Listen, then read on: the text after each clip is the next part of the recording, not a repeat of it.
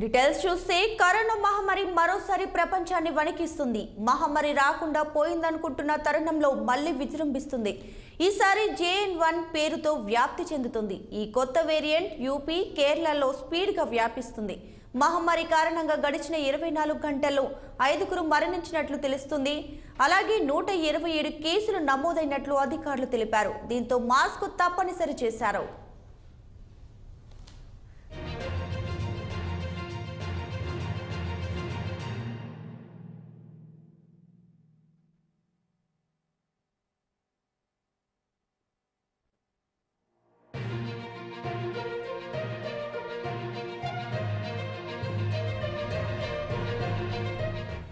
దేశంలో కోవిడ్ కొత్త variant JN.1 కేసులు పెరుగుతున్న నేపథ్యంలో కేంద్ర ప్రభుత్వం అప్రమత్తమైంది. తగిన జాగ్రత్తలు తీసుకోవాలని ఆయా రాష్ట్రాలకు హెచ్చరికలు జారీ చేసింది.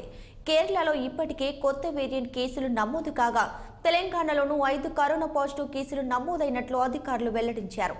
హైదరాబాద్లోని గాంధీ ఆసుపత్రి అప్రమత్తమైంది. కరోనా వ్యాపించకుండా అన్ని ఏర్పాట్లు, జాగ్రత్తలు తీసుకుంది. అలాగే కోవిడ్ రోగులు ఎప్పుడు వచ్చినా చికిత్స అందించేందుకు సిద్ధంగా ఉన్నామని వెల్లడించారు.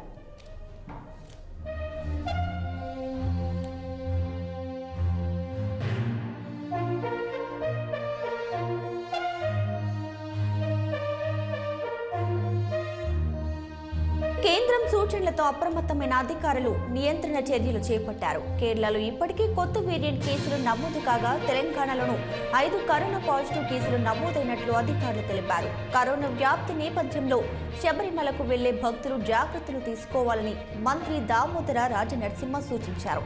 ఇక రాబోయే పండుగల సీజన్ దృష్ట్యా ప్రజలంతా అప్రమత్తంగా ఉండాలన్నారు.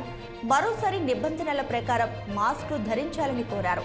విపత్కర పరిస్థితులు తలెత్తినా ఎదుర్కొనేందుకు సిద్ధంగా ఉన్నామని మంత్రి వెల్లడించారు.